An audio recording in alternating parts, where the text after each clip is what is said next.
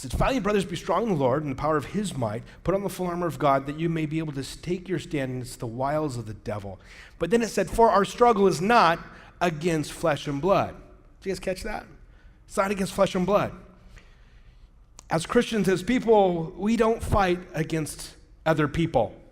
And I'm pretty sure that includes spouses, boyfriends, girlfriends, parents, police, whatever.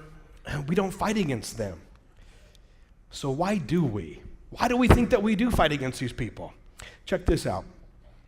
It does say we do not fight against them, but we do fight against someone else.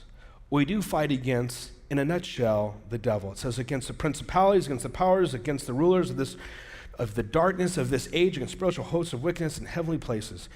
So we don't fight against each other, but we do fight against the devil. So why do we fight? Here's how come we do fight. The devil deceives us in thinking that we do fight against each other. That's why we fight against each other, because God has already told us right here that we don't fight against flesh and blood. You know, you can nudge your partner to make sure they're not a cyborg. They're our flesh and blood.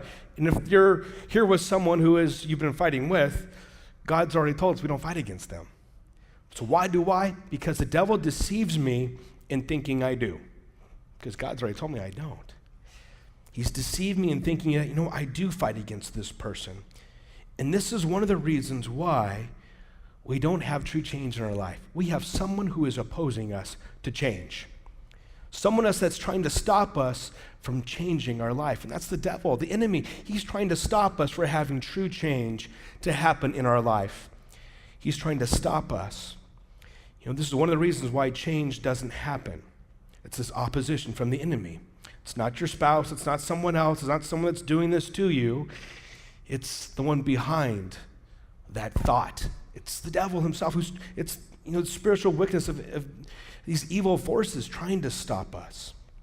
Because notice what it says is our struggle is not against flesh and blood. No, our fight is against the devil. And that's why we fight. He's deceived us in thinking that we do fight against ourselves, against other people, spouses, etc. The first reason why we don't have change in our lives is because we have someone who's opposing us, trying to stop our godly behavior, encourage sinful behavior. That's why we continue to have these same things happen over and over in our life. This is the reason why we fight. The devil deceives us in thinking that we do.